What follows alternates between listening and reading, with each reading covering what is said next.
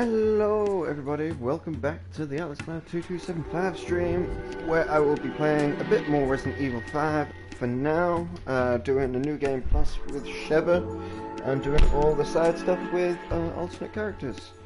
But first, it's going to be a lore dump. If you're not interested in the extra lore bits, do skip ahead to the video to when I actually start playing the game again. If you are, just hang about. Read and listen to the dulcet tones of my voice. 44. Okay. In the 1960s, engineer Michael Warren begins the electrification of Raccoon City. The fifth head of the Ashford family, Edward Ashford, begins his research into what will later become known as the progenitor virus. In 1962, Oswald E. Spencer enlists architect George Trevor to design and construct a reclusive mansion on the outskirts of Raccoon City.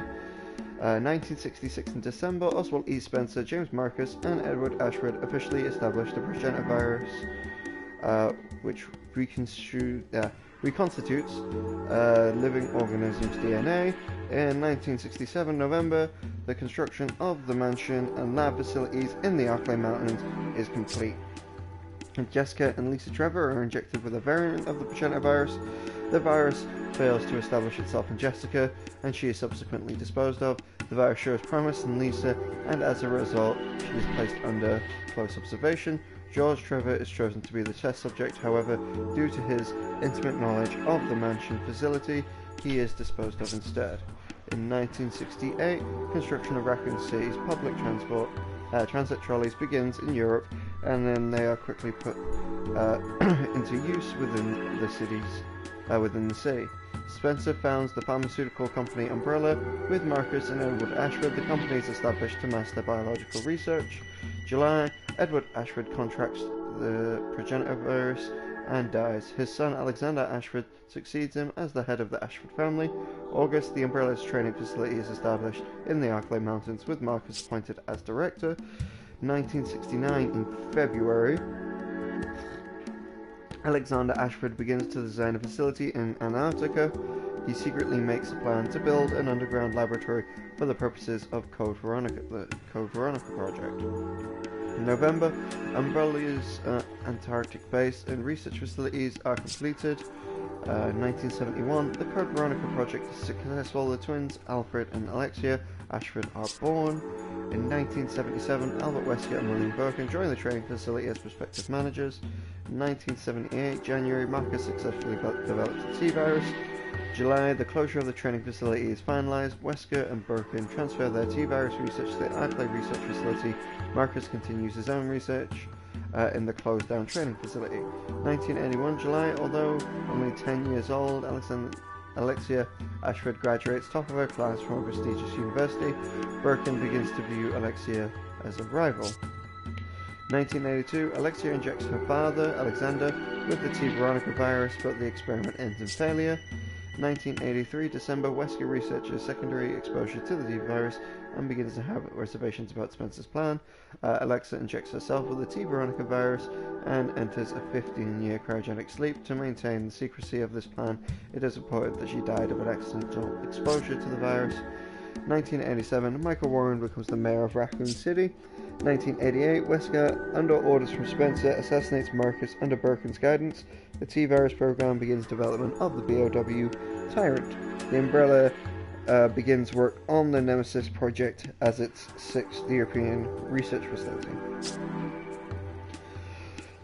Umbrella begins the construction of an expansive underground laboratory beneath Raccoon City. Spencer approves Birkin's G-Virus project and work begins on it. Wesker is transferred to the information department. 1992, Umbrella contributes funds for the refurbishment of City Hall and the building of the General Hospital. A statue of Michael Warren is erected in City Hall.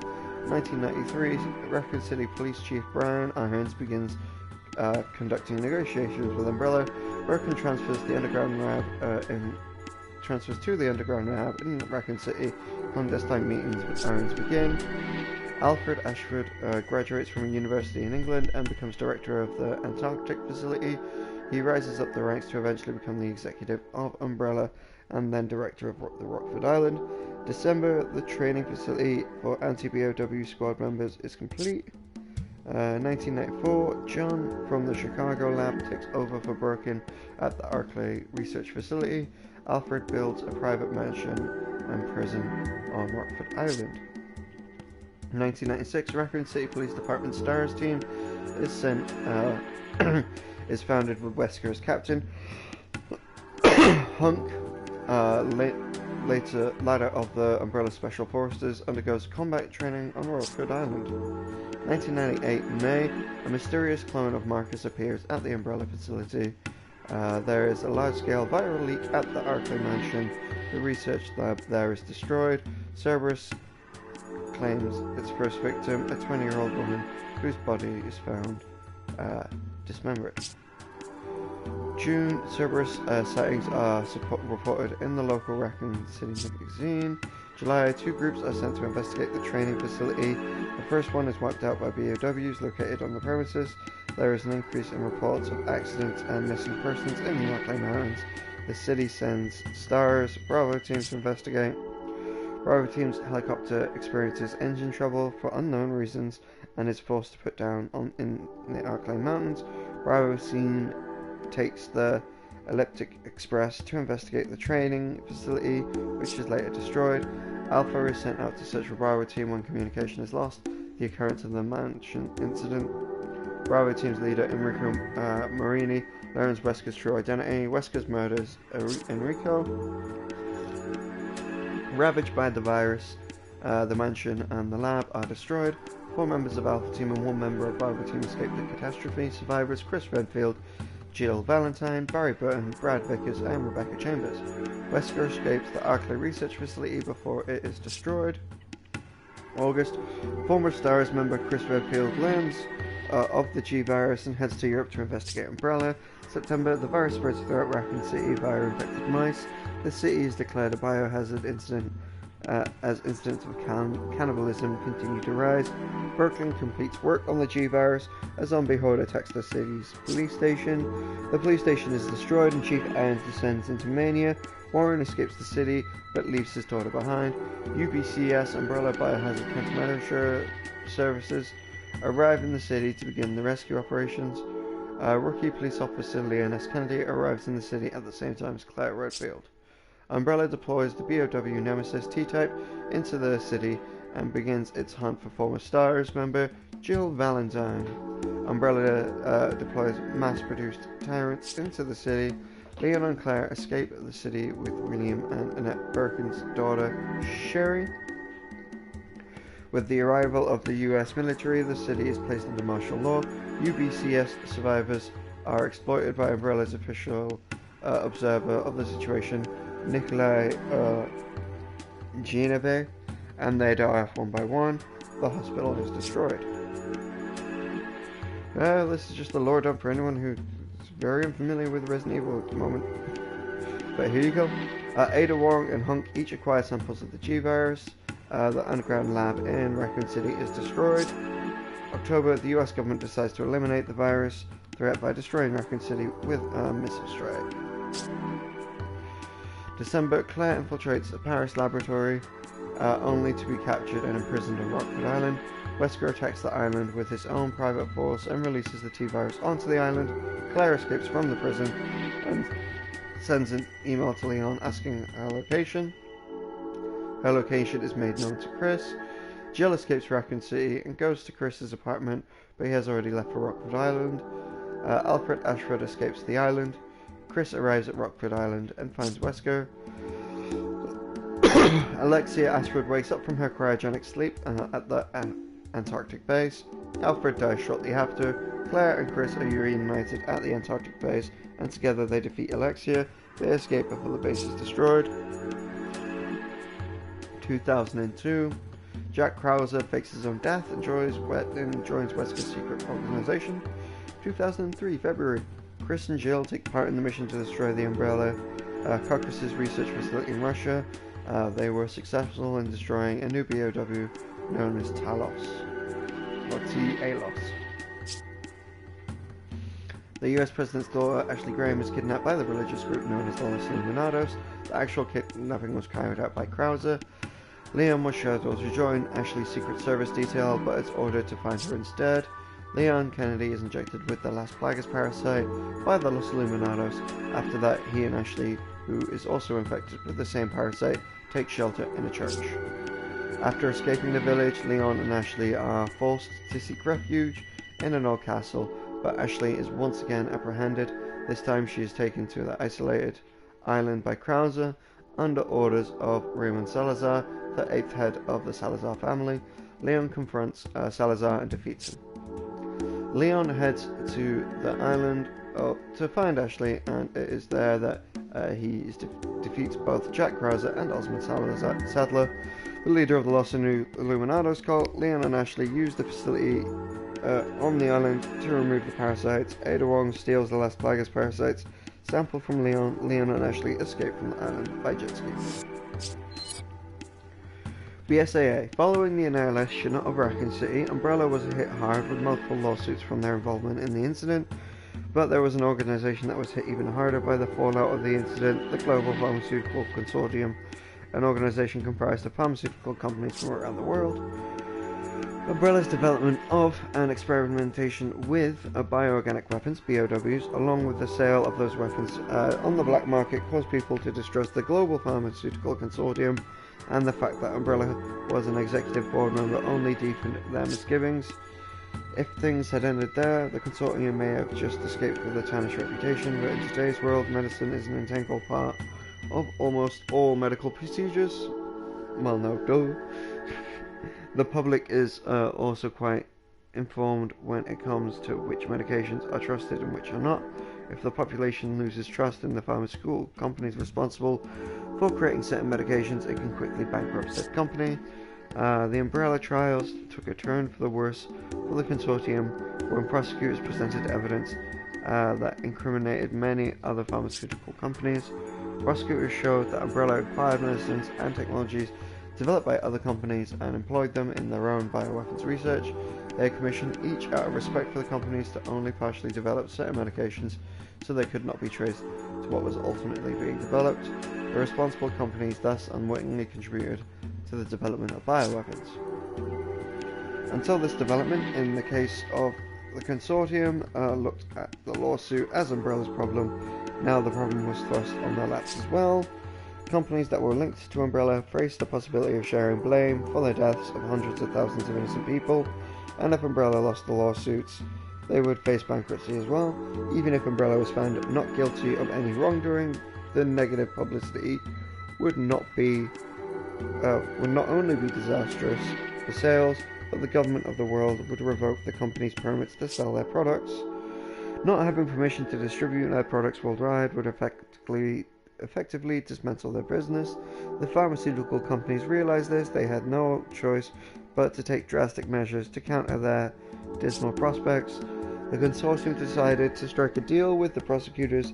They would put all their efforts into assisting with the case against Umbrella, even to the point of turning over any internal company documentation. The prosecutors in that case, being obsessed with seeing Umbrella fall, agreed to accept the help of the consortium companies, and in return they would not pursue legal action against them. In 2003, Umbrella was found guilty on all charges. With its fall, the scandal that rocked the pharmaceutical industry to its core could finally be put to rest, but Umbrella's dismantlement led to an unforeseen situation. In the fallout of Umbrella's collapse, BOWs began to show up on the black market. The weapons wound up in the hands of terrorists, guerrilla fighters, and unstable state governments. Soon the threat of these BOWs began to be felt around the world. Faced with a new Umbrella-like crisis, the Global Pharmaceutical Consortium knew they would have to take immediate action. It was then that the Bioterrorism Security Assessment Alliance, BSAA, was formed to fight threats from BOWs. Upon its initial foundation, only 11 elite individuals were made part of the BSAA. Their job was limited to that of observers to armies and police units around the world that conducted counter-bioterrorism operations. Fortunately, the world's bioterrorism problem was much bigger than anyone had anticipated, so a new course of action was required to handle the problem. To that end, consideration was given to creating a team that would react instantly to threats but the BSAA was still only a civilian-led organization. They could not operate freely in sovereign nations, and thus were unable to conduct investigations, make pertinent arrests, or even use force when the situation dictated it. It was clear now that the threat of bioterrorism was now the entire world's problem, and something would have to be done. The BSAA was then reformed under the UN's jurisdiction as a UN-controlled special forces team. The BSAA's acceptance by the UN member states was taken as a given. The truth of the matter was that only 70% of the member states would approve the BSAA's activities on their soil, and the remainder of the states would only allow approved BSAA activities in their countries on a conditional basis. That is how the current incarnation of the BSAA was formed. The BSAA headquarters was located in England, but any further details of the location were not released to the public. Since a BSAA team had to be able to be deployed within 12 hours, it's assumed that they were located near an airport hub or an Air Force base. Some sources claim that the BSAA had bases in the area under their jurisdiction. The following is a list of areas under the BSAA jurisdiction of respective BSAA branches: European headquarters, Europe and Western Russia, Middle East branch, the Middle East and part of Africa, North American branch, the entire North American continent. Chris Redfield is stationed here. South American branch, the entire South American continent. West African branch, the West African part of the African continent. Shiva Alama is stationed here. East African branch, the eastern part of the African continent. Far East branch, Eastern Russia and countries east of India. Oceanian branch, Australia is the center of the operations for the Oceania. Antarctic, while Umbrella's Antarctic base was located, falls under the jurisdiction of the Oceania branch.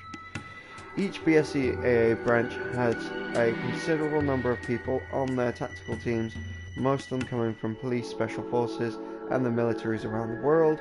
The support staff for the teams were also quite large, and they came mainly from the government's organizations in different countries. There were many groups of experts on the staff that would provide technical, medical, physical, and mental support to the teams. The BSAA development teams were divided into two groups. The first group was the Special Operations Unit, SOU. The SOU was sanctioned to infiltrate an area, engage in combat, and subdue offenders. Teams were usually comprised of 12 members. Each team was divided into 3 4-man cells. A special feature of the SOU is the flexibility of its personnel during the operations in order to match the scale of an operation. Cells from other teams are brought in on a regular basis for one specific joint operation. There were 70 elite members working together. Dan Dechant is currently the leader of Alpha Team for this operation. The team is comprised of his own standard team, along with cells from other teams. The designation Alpha Team will only be used for this operation. Reports indicate that because unknown BOWs are involved, the efficacy of the tactical team's methods for handling them may be low, and the consideration has been given to strong points to raise their efficiency. Another key part of the BSAA is the Special Operations Agents, SOA. Usually they are referred to as just agents, and unlike the SOU, agents work alone. The agents are primarily involved in investigations and espionage activities, and as such they can consider the eyes and ears of the BSAA. During certain operations, it may become difficult for tactical teams to penetrate the front, so it's up to the agents to carry out the missions. During those types of missions, a 2-man cell is the basic deployment unit required to carry out the mission. Sometimes agents must go beyond the jurisdictions of BSAA branch to carry out their missions. Many of them are dispatched to areas with unlawful activities. This mission sees Agent Chris Redfield in that role. Agents who work alone are highly capable, and they are ranking higher than SOU members. However, agents are not chosen so much for their ability or technical prowess, but for the psychological state and aptitude in handling situations. In actual skills, abilities, they may be outperformed by SOU members. The BSAA is a public organization with international staff, but owning the logistics of running such an organization, it is a well-known fact that most of their funding comes from the Global Pharmaceutical Consortium. While this relationship had been a target of much criticism, the consortium's funding removes the financial burden from participating nations, and as such, any motivation to change the situation and incur unwanted expenses. As for the consortium, their sponsorship acts as much needed industry-wide PR service. So far, this partnership has been beneficial to all parties involved. On a final note, the 11 members who were part of the BSAA from the beginning are highly respected within the organization and are known as the Original 11. The name comes from the Original 7, who were the 7 astronauts selected for Project Mercury. One of those Original 11 is Chris Redfield. A number of other members of the Original 11 also work alongside many of the tactical teams. Cool. Alright, so if you've gotten this far into the stream and you're wondering why I haven't started playing it, because goddamn we're 20 minutes in, I think I'm going to have to change the name of the stream just to Lore Dump. I don't think I'm going to get around to playing Shiva on the hour that I've got this. But if we're going to do a Lore Dump, we're going to do it properly. Listed below is what's currently known regarding the Las Plagas parasites.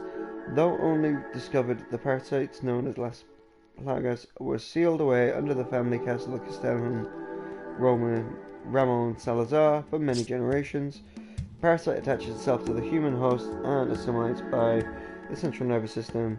The infected human loses all rational thinking faculties and are wholly subject to the control of another type of plaga known as the control plaga,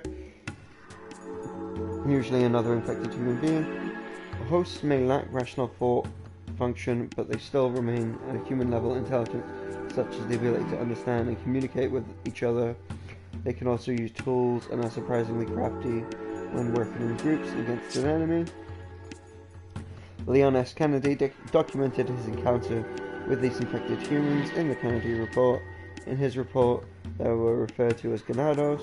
The presence of Las Plagas in this mission has been confirmed. It is currently unknown how the parasites discovered in Europe came to be present in Africa. Unknown bioweapon smuggler Ricardo Irving is wanted for questioning regarding this matter. The information was obtained by BSAA's Alpha team at a great personal risk to themselves. Their report indicates that Las Plagas samples were extracted from Europe and has undergone both biological and genetic modifications, creating a more effective and potentially dangerous biological weapon. This modified Las Plagas has been classified by researchers as Type 2 Plagas. The presence of Type 2 Plagas has been confirmed to be present in Africa by various intel reports. Type 2's initial infection characteristics vary from the original parasite's infection. Las Plagas discovered in Europe were injected into humans through the egg phase. They would then reach maturity within the host body at which point they would assume control of the host central nervous system. With Type 2, infection occurs from a mature parasite. This requires it to enter the host orally, usually by being forced directly into the potential host's mouth. The observation result of this type of infection method is one of extreme muscular convulsions and uncontrollable body spasms. Also of note, whereas the original Las Plagas took anywhere from a few hours to a few days to assimilate a host, the Type 2 Plagas requires almost zero maturation time. From this point alone, the Type 2 is a much more efficient weapon. Infections of this type have already been witnessed by the BSAA operatives currently stationed in the area. Type 2 takes over the central nervous system of infected humans and incapacitates normal rational thought faculties. The infected hosts become willing subjects to the ones that control them. However, to maximize their effectiveness as a weapon, the persons who command them to do not need to possess control of the plaga to do so. Hosts retain their intelligence, and abilities of the host are dependent on the abilities inherent within the human before infection. This is the same as with the original version of Las Plagas parasite. It has been speculated that to raise their proliferation as a weapon, the parasite has been altered so that its hosts will actually infect others in order to increase their numbers. According to intel reports, Type 2 hosts are apparently known as Magini. to weapons dealers. This word comes from the local language meaning evil spirit. Because the codename Type 2 exists, it's presumed that there are subsequent numbers with types, e.g. Type 3 and Type 4. No confirmation on this, however, has been acquired at this time.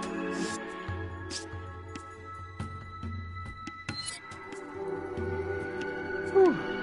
Okay, another long one. Listed within this file is the general background information overview of the BSAA agent Chris Redfield, as pieced together from various sources. This information listed here is neither complete nor should it be used as a psychological analysis of the subject. Chris Redfield began his military career in the United States Air Force, possessing a service record replete with both commendations and disciplinary actions. Commanding officers have described Chris as uncompromising, possessing unwavering dedication, and having a high level of adaptability. It was these traits that saw Chris earn his wings, but also the same trait that brought him into the direct conflict with his superiors. Unable to settle these differences, Chris retired from the United States Air Force.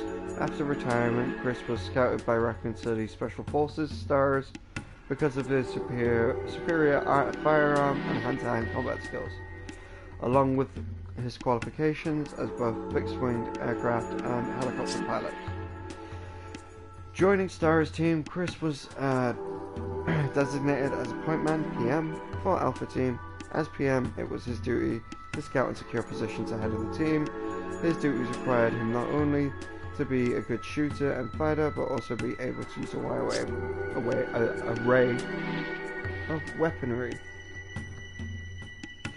It was in this area where he excelled, showing the ability to handle everything from small arms to large weapons and the flexibility to use them as the situation dictated.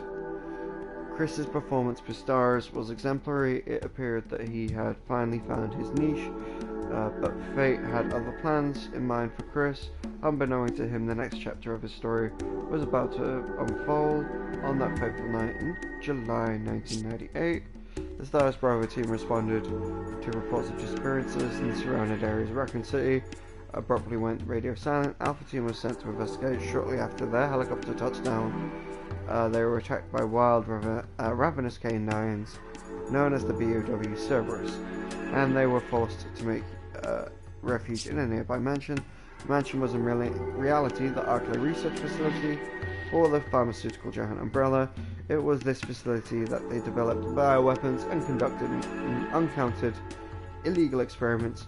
Here, Chris and his partner Jill Valentine were forced to combat numerous BOWs as part of the active tactical research plan devised by Albert Wesker. Wesker was the commanding officer of STARS and therefore Chris and Jill's superior, though all of his actions were done at the behest of Umbrella's corporation. Wesker used his rank in STARS to manipulate Chris and Jill. Wesker enlisted several BOWs into the mansion in order to gather data for his own ends. This tragedy in Arklay Mountains became known as the Mansion Incident and ended with Chris and Jill destroying the creature known as Tyrant, with the death of Wesker and the destruction of the laboratory. Having survived the incident at the mansion, Chris attempted to notify authorities regarding Umbrella's activities, but all his warnings were ignored due to Umbrella's powerful sway. Having exhausted this option, he attempted to notify the US government of the situation. This too, however, proved fruitless. He knew that talking about such a large corporate entity alone would not be easy. It might in fact prove fatal, but in the end, he was left with no choice. Thus, Chris continued his investigation on his own. Without informing his family of his intentions, he soon departed for Europe. Chris wanted to shield his family from any ill effects of his investigation that his investigation might incur, but ironically it brought one of his family members into the fray. When Claire Redfield wasn't able to get in contact with her brother, she journeyed to Raccoon City to find him. Upon arrival in the city, she found the area awash in the terror brought on by the T-Virus. In that land of death and confusion, Claire met Leon S. Kennedy, and together they were able to fight their way out of the city. After the Raccoon City ordeal, Claire flew to Paris to investigate Umbrella's activities in Europe, but she was captured and sent to Rockford Island. When Chris learned from Leon what had happened to Claire, he made his way to Rockford Island to free her. It was there that Chris was confronted with many harsh facts. Umbrella had a research facility in the Antarctic, Alexa Ashford was still alive, and there was a new virus called T. Veronica. Most surprisingly of all of that, Albert Wesker was still alive. The man behind the horrors of the mansion incident, Chris's former commanding officer, somehow survived the destruction of the mansion. Once again, Chris was unwittingly thrust into one of Wesker's schemes, and he was forced to face the man whose destiny appeared to be entwined with his own. Chris was easily repowered by Wesker's inhuman strength, but Locke was on Chris's side that day in ensuring the conflagration that consumed the island. Chris and Wesker's conflict was put on hold for the time being. With his resolve strengthened, Chris determined that no matter at what personal cost to himself, Umbrella would fall. Fast forward to 2003, Chris is in the skies over Russia, his partner Jill Valentine by his side. At this point, Umbrella was in dire straits in the wake of the destruction of Raccoon City. The company became embattled in litigation, and their stock portfolio price plummeted. It was only a matter of time before Umbrella collapsed. It was during this time that Chris learned of Umbrella's plans to develop a new type of BOW. Chris and Jill had obtained information and were heading to the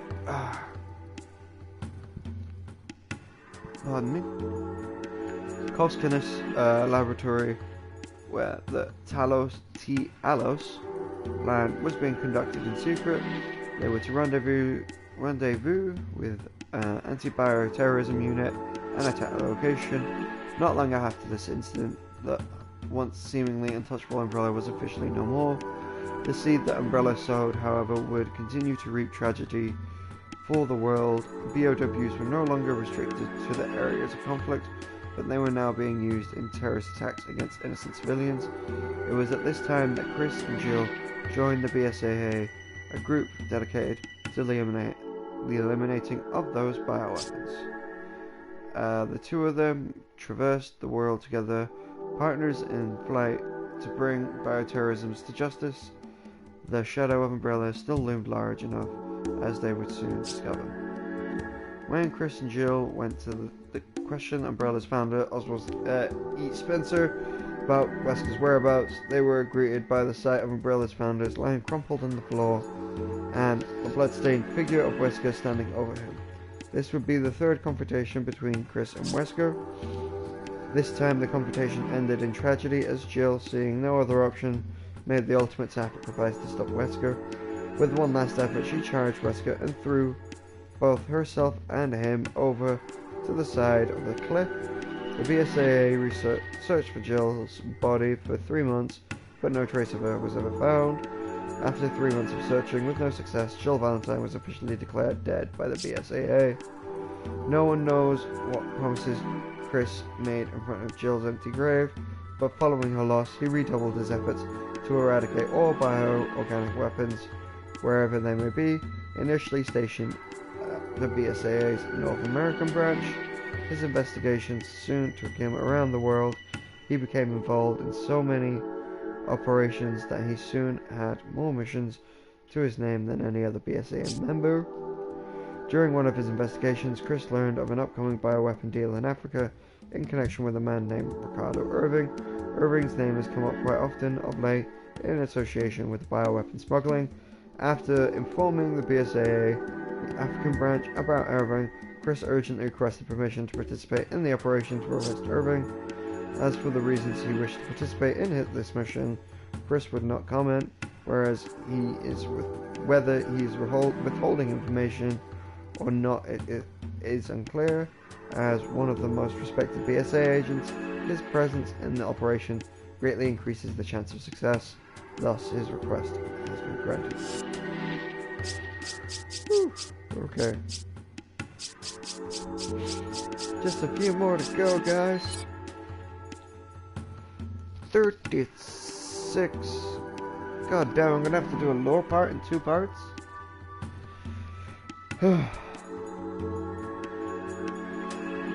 Listed within this file is a general background information overview of BSA agent Sheva Olamar. As pieced together from various sources, the information listed here is neither complete nor should be used as a psychological analysis of the subject. Sheva Olamar was born into an impoverished family situated in a small factory town situated in Africa. This particular town being a home to Umbrella's Plant 57. As with most factory towns, the plant was the lifeblood of the town, bringing in much needed revenue and steady employment for its populace. Almost 80% of the town's adult population was employed at the factory in some facility, including Sheva's parents. While the pay was low by most nation standards, it provided a steady income for the townspeople and a happy childhood for Sheva. This happiness was short-lived, however. While only 8 years old, Sheva's peaceful life was brought to an abrupt end by the sound of sirens erupting from the factory.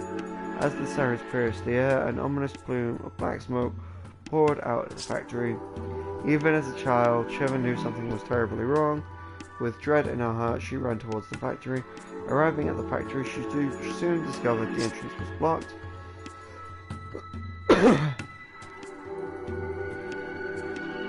In place of the kind old man who used to stand guard at the entrance, strange adults in protective suits were everywhere, their faces hidden by masks.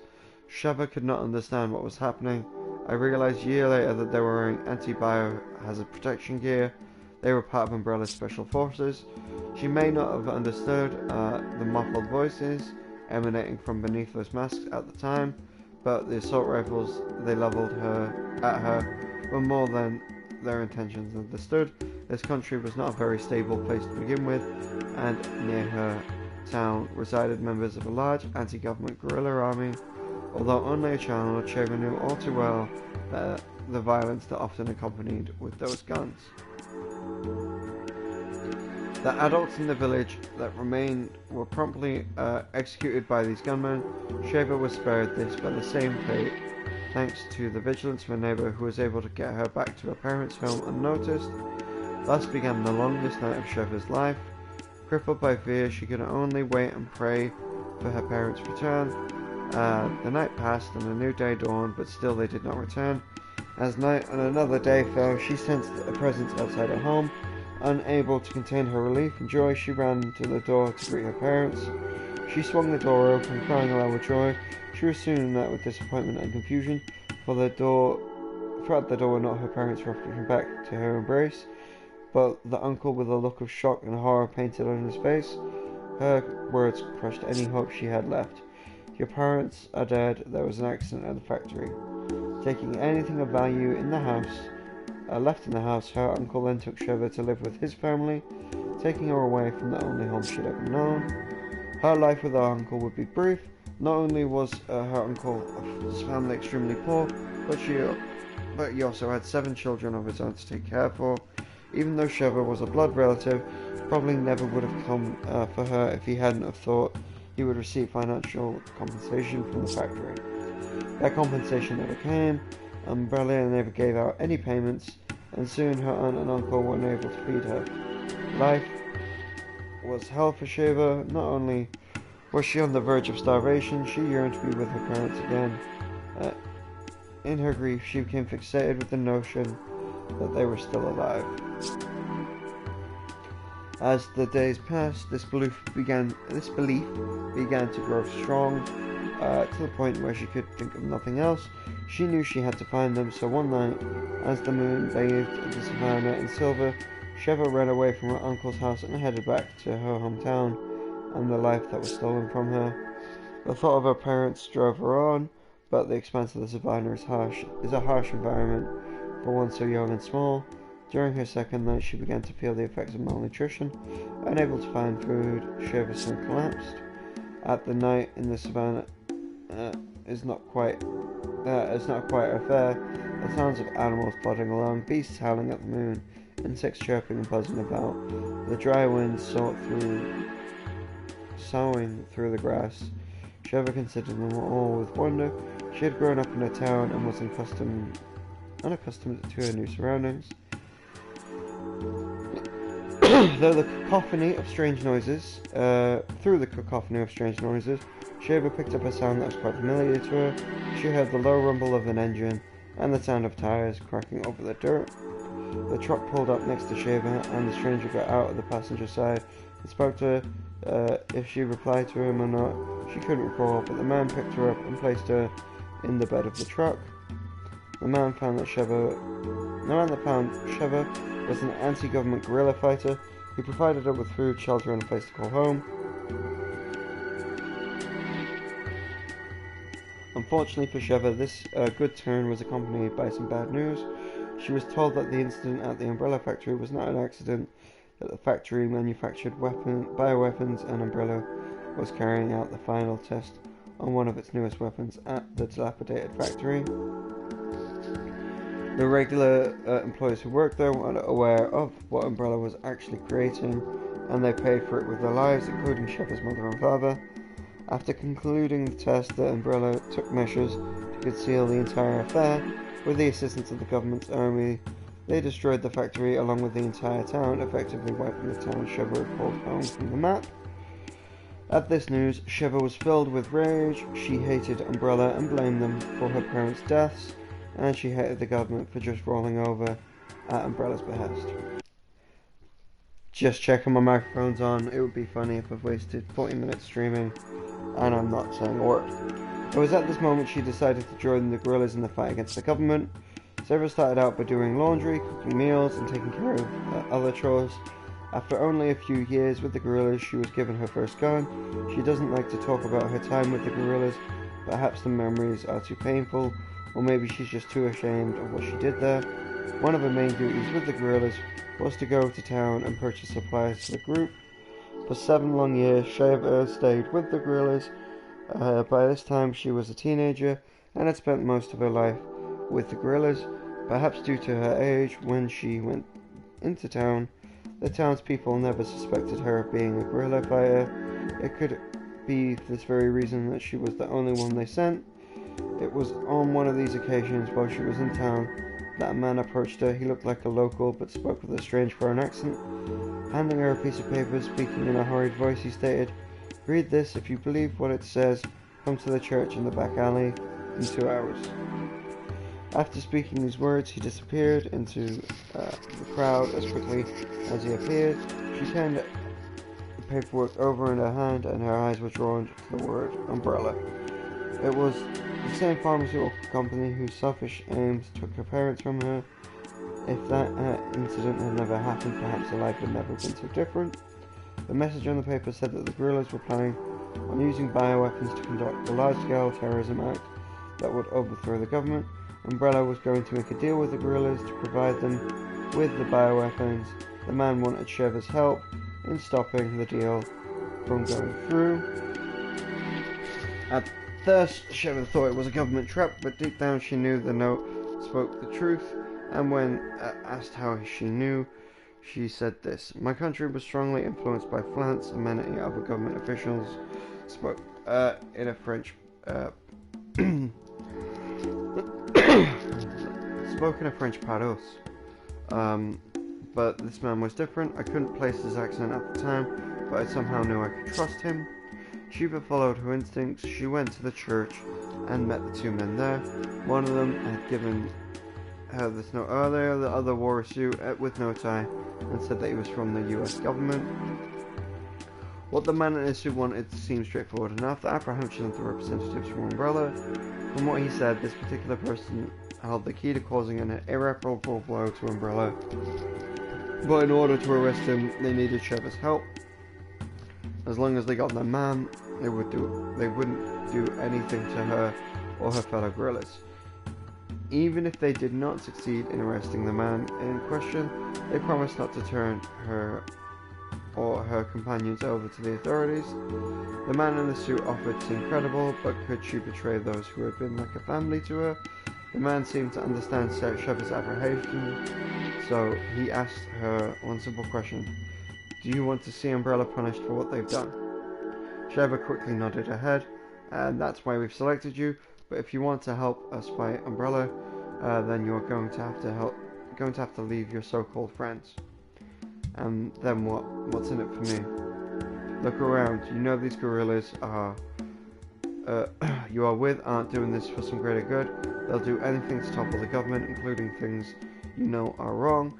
Help us and you can finally do some good for the people of your country. And what makes you think a 15-year-old girl can help? Someday you'll learn that age matters very little. A person's life is not defined by age, but the choices they make. You have the chance to fight for something here, and that goes beyond just you, something that affects the entire world.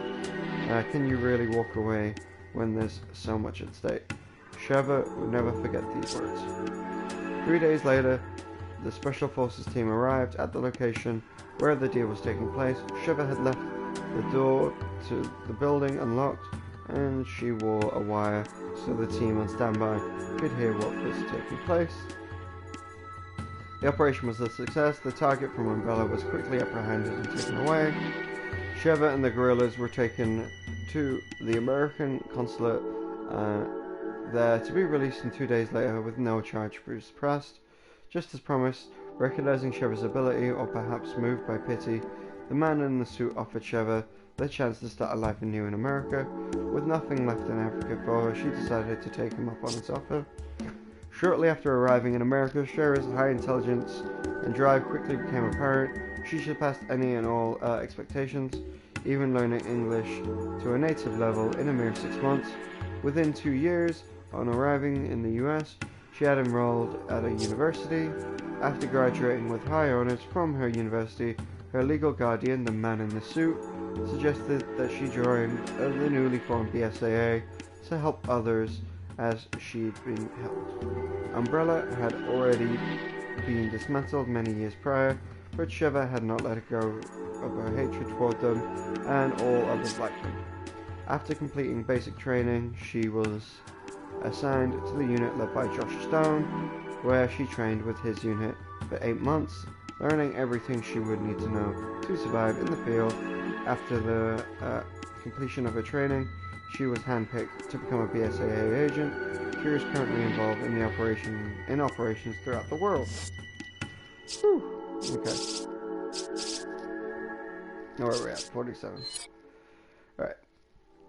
According to official records, Ricardo Irving is the overseer of the oil refinery owned by Trisol Africa's Division Resources Development Department. Crude and arrogant, he possesses an insatiable desire for the accumulation of wealth. It is these traits, along with his unique resourcefulness, that have most likely made him Trisol's ideal agent in dealing with selling BOWs to the black market individuals. The money gained from these deals is then invested by Trisol Africa back into their bioweapons research and development. The demonstration of those weapons for clients act as operational tests. Given the degree of Irving's involvement, it is believed that he is one of the only handful of people that know the full extent of Trisol's bioweapons business. Irving's activities and their connection to Trisol, however, have been carefully kept under wraps. Adding to the misdirection is the fact that he's officially employed with the Research Development Division and not the Pharmaceutical Division that sponsors the BSAA. Trisol is a conglomerate comprised of shipping, natural resources development, and pharmaceuticals. Each division runs on its own capital and as such could all be considered separate entities under one parent company. Also of note are the divisions that exist between each of Trisol's branch offices. When the BSAA learned of Irving's latest deal, they viewed it as illicit activity conducted on its own and without the support from Trisol. The BSAA's mission, therefore, was not to fight biological weapons, but to apprehend the smuggler involved in an illicit deal. Irving was able to exploit that misconception to the fullest. Irving was informed of the BSAA's mission and changed the location of the deal to a mine outside of Kaijuju Autonomous, the Kaijuju Autonomous Zone, CAZ. When a BSAA team arrived at what they thought was the deal location inside the KZ, they walked into a trap. Before the team even arrived, the improved version of the Las Plagas was released upon the populace of the town, transforming most of them into Majin.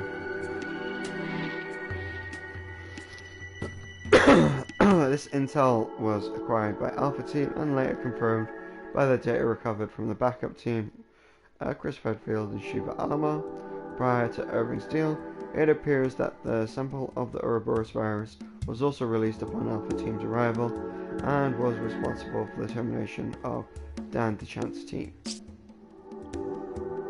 Irving did not take into account that the Ouroboros would be engaged and defeated by agents Redfield and Alama, nor that a hard disk and its data would be seized. The data obtained from the hard disk allowed the two agents to proceed to the actual location of Irving's transaction to the mine. When confronted with the reality of his plan had failed, Irving was forced to take the following actions. First, he contacted his partners in the transaction and requested to delay the deal, after which point he went to the mine to retrieve any documents and materials relevant to the transactions. It was at this point that Redfield and Alama found him. However, it was obvious that he had a backup plan for just such a contingency. Irving escaped thanks to the help of a hooded figure he had on standby. The two agents were left to deal with the Polpo Karimu, a bat-based BOW that was originally intended to be used in the transaction. It is thought that Irving released this BOW on the agents in retaliation for the disrupting the transaction and not to aid in his escape. It was becoming apparent by this point that Irving's mental stability was in question, whether his irrational behavior was brought on by the interferences of the agents, or if increased stress is only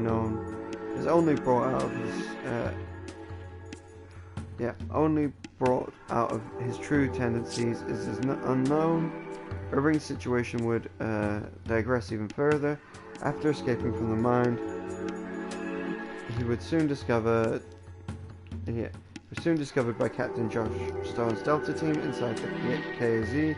In order to escape, Irving unleashed Nudesu, confirmed to be based on the El Gigante BOW used in Europe. The frustration of losing two large rival BOWs in such short succession must have been keenly felt by the vivacious Irving. After reaching the conclusion that there was nothing more he could do, Irving plotted to escape with his accumulated wealth, but he was soon overtaken by the hooded figure, who provided him a vial containing Las Plagas. This was to be his punishment for failure. He was to administer this to himself in order to fight the two agents. The vial contained a Las Plagas variant known as a control plaga. According to the BSAA intel, the use of the control plaga had been documented by Leon S. Kennedy in Europe. The control plaga differs from the common form in that it does not take over the host's rational thought processes. Another difference being that it causes extreme transformations to the host. As such, control plaga hosts must resign themselves to never being able to live a normal life as a human being again. In the last-ditch effort, Irving detonated the oil refinery, but unfortunately for him the refinery was virtually dry at the time, thus limiting the size of the explosion. His hope was that he could destroy all incriminating evidence and kill the agents Redfield and Alama so that he would not have to resort to using the control plaga. Irving was left with no choice but to administer the injection to himself, at which point he underwent an immense and rapid transformation, but even the power he gained from the transformation did not avail him. He met his end at the hands of the two agents. Okay. Alright guys. That's the first 6. Got the next 6 to go, but that'll be the end of Lore Dump Part 1. I'm just going to change the name of this stream when I upload it to YouTube. Sure, like, follow, and subscribe if you want to. The next one's just going to be a lore dump, and then we'll actually play the game again.